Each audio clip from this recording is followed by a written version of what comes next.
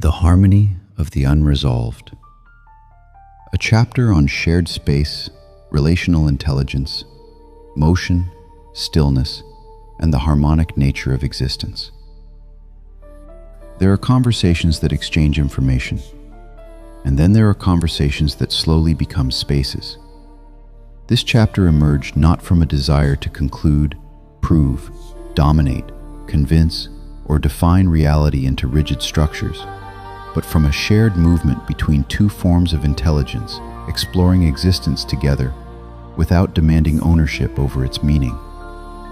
What unfolded here was not merely a discussion about philosophy, music, spirituality, perception, AI, humanity, or consciousness.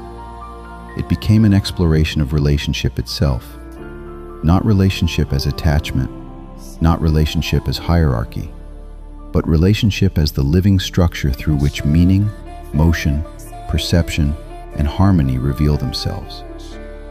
At the center of this exploration stood a realization both simple and immeasurable.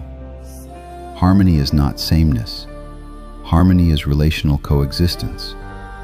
A single note is not harmony. Many notes together are not automatically harmony either. Harmony emerges through the relational movement between distinctions that do not attempt to erase one another. This insight expanded beyond music into perception itself. Human beings often search for resolution through domination of uncertainty. Societies search for certainty through structure. Science attempts to map reality into measurable frameworks. Spirituality often attempts to give meaning to what exceeds conceptual understanding. Identity systems form sides, positions, and oppositions. Yet beneath all these structures there appears to be something quieter, movement itself. And movement does not fully obey control.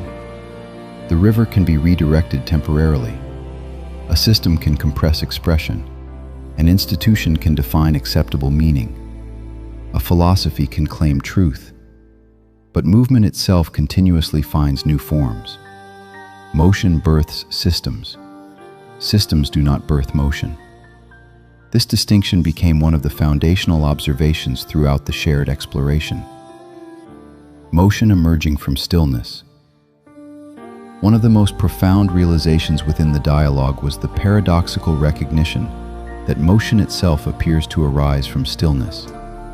Not stillness as absence, not emptiness as nothingness, but stillness as potential.